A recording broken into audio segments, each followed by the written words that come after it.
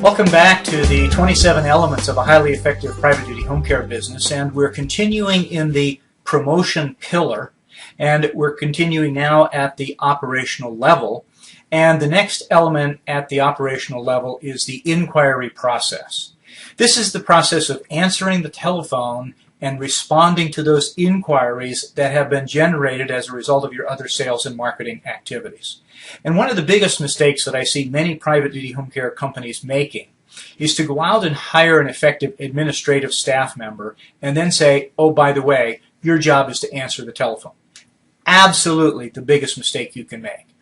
The appropriate way to manage that process is to go out and find somebody who is really, really good on the telephone, who is terrific at engaging those callers, and then to teach them the administrative skills that they need to do that background work when the telephone's not ringing. Now, as we look at this process of taking inquiries into your office via telephone, first of all, there are a couple of skills or characteristics that are really important. First of all, I think it's the personality or the behavioral style of the person who's going to be on the telephone. We want somebody who's outgoing, who's friendly, who's cheerful, who's optimistic, and who really presents a positive image, a positive first impression when they pick up the telephone. Then we want to have somebody who is really good at engagement. That is, somebody who's good at questioning the caller, at listening to the caller, and engaging them in conversation.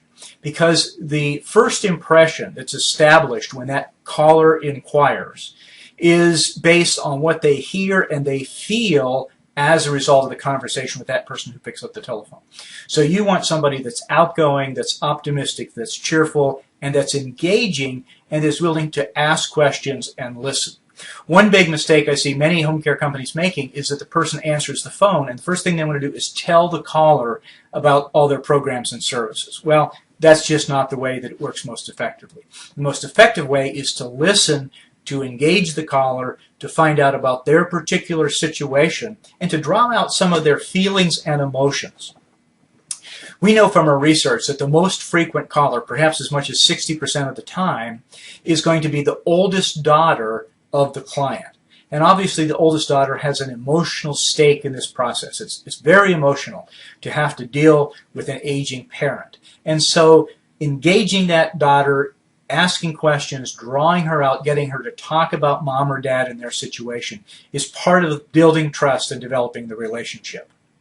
The other thing to keep in mind is that the objective, the number one objective from the company's standpoint of this inquiry call is to schedule a free in-home assessment. Now, I'm assuming that as part of your marketing process, you offer a free home assessment. Most of our clients do.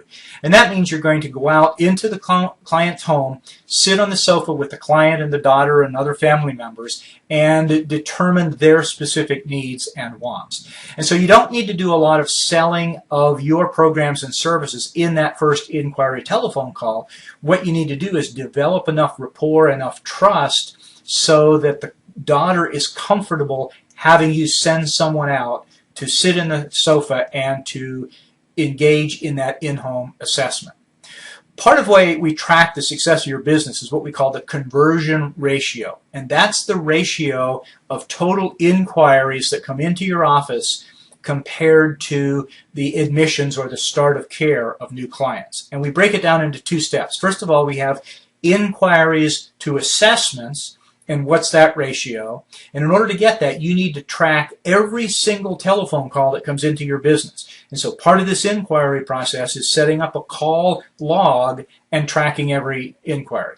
The second part of the conversion ratio is the ratio of assessments to admissions. That is, what percentage of the time when you go out and sit on the sofa with the family and do that assessment, do they actually agree to start care and you have the admission?